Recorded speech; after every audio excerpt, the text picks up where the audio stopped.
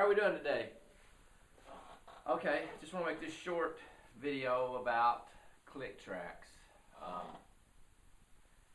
didn't have anybody tell me anything about it. When I was starting out, and I wish somebody would have got me on it at the start, the one I use is a Tama Rhythm Watch RW100, which is now discontinued, and they've got the 105. This one can store 20 songs, and the new one can store 30 songs. It has quarters, eighths, triplets. It has a remote for a tap tempo, which I wouldn't mess with because it's kind of contrary, and if you're playing live, you don't have time to mess with it. It does have DC in. It's got a battery, that's what I normally run, and headphone.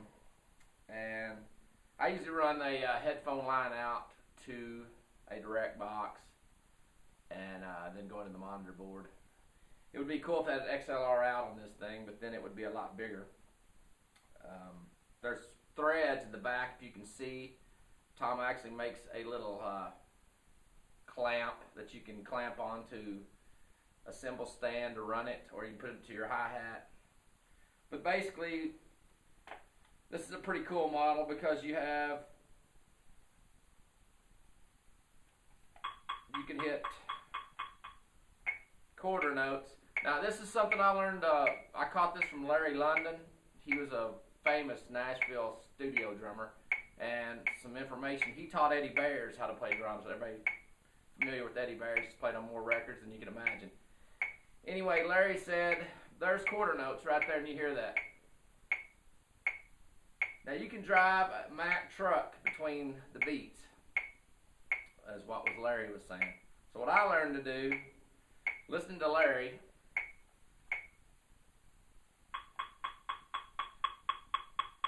same speed, but now you can play that with your left hand on the hi-hat.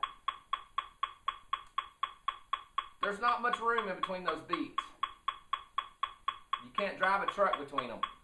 So I recommend when you're running a click track, this is the way to go. Because once again, standard quarter notes, there's a lot of room between there.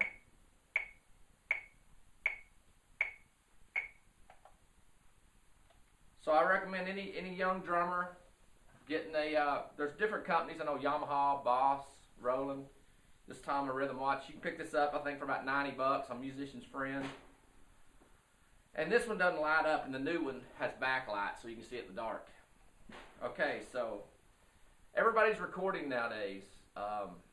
Even kids are recording on their computers when they're in 5th grade, you know. So you've got to use a click to record your drum tracks to keep them in time and to keep the rest of the band in time.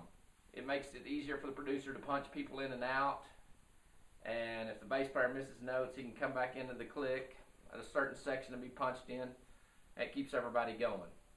And playing with the click live, if you go to, if you're going to move to Nashville and play for an artist, or that's your dream, you're going to have to play to a click. There's no doubt they won't. I mean, that's just the way it is. So you're going to have that running in your ear on every song. But it keeps the band tight. It makes it almost perfect, you know, as close to perfect as you can get. There are singers. Everybody rushes. I mean, I've played with guitar players that play so far in front of the beat that you've got to hold them back. I've played with singers that get excited. Say you're playing Fanfare or Fan Fest or Grand Ole Opry or whatever, and the lights come on and everybody hollers and they get so excited they'll sing in front of the beat. And so playing in time is just not only for drummers, it's for every guy in the band. Bass players should have a metronome they practice to at home. Guitar players should have a metronome. Everybody should practice playing with a metronome. Even singers should learn how to phrase in the groove, in the pocket.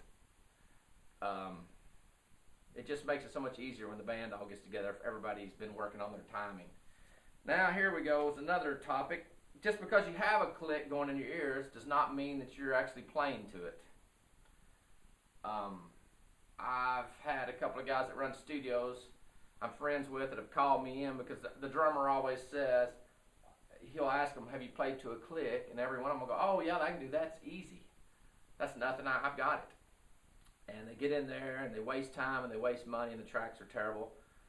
And they end up getting sent home, and then sometimes they'll call me and I'll come in behind and not do anything great or fancy, but lay down some solid tracks where everybody else can play over the top of, you know. So learn when you're young to play along to a click track. And my next little piece of equipment here that I really like is called a groove guide. It's made by Drum Perfect. Now what this does, basically in layman's terms, it's a speedometer for your snare drum. Has a bass right here. I clamp it onto the hi-hat. You run a 1/4-inch cord over to any trigger, pretty much made that you can buy, any trigger, mount it on your snare, plug it into electricity, and this will light up in digital letters. Every time you hit your snare, you can see a readout on this, and it can tell you if you're playing in time. This is really good. It's really good if you're playing with a click, because you can look down at this to see how close you're playing to the click. Because just because it's going on in your ears doesn't mean you're playing to it. So this is pretty cool. In the old days, they had a thing called a beat bug. It mounted on your snare, the whole unit, and it was kind of cool. But the problem with it is when you played outside at a big fair or festival, the lights would come on, or it'd be in bright daylight, say at 12 o'clock. You couldn't read the letters, so you were in trouble. So it didn't work. This one here will, doesn't matter how dark it gets or how bright it is, even the brightest lights, you could have 10 par 64s blowing down right on you, and you can still read the letters on this. Drumperfect.com. It's called the Groove Guide. I highly recommend it. And if you don't want to play to a click, I don't use a click a lot of times when we're playing out at little shows. Sometimes you get tired of 4 hours of hearing tick, tick, tick, tick, tick in your ear. This gives you a good reference of what you're doing. So if you're not going to play to a click, at least get one of these, drummers. Even if you're playing at the local VFW hall, get a groove guide. It'll keep other guys in the band from always blaming the drummer, why it's too fast, why it's too slow. You know, if they start drinking and dragging everything down, they can't blame the drummer. You're not drunk, they are. You've got it right here. They're not better than this digital machine, I promise you. So this is a valuable piece of gear. I think it's, I don't know, probably $150 maybe. It'd be the best $150 you ever spent. And after you play long enough, you'll see that on your set list, a lot of the songs you'll play the same speed every night anyway. Even though you don't have the click going, you just get in it's muscle memory. You get into it, you read down there and go, oh, that's a 60. So write 60 down on your set list just as a guide. And this has sensitivity controls too for your trigger. It has a gain and a sensitivity right here if it's double triggering, or you hit a train beat and it goes 300, 200, 150, you can set the sensitivity down. So this is a really good unit.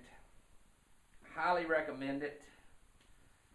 And both of them are just tools you can use, but as a young drummer, you've got to get a hold of this and use this stuff, or you're going to always catch a lot of slack from the drum, the producers, other people in the band. It's, there's no way around it, and you're going to have to learn to play with a click in your ear. There's just,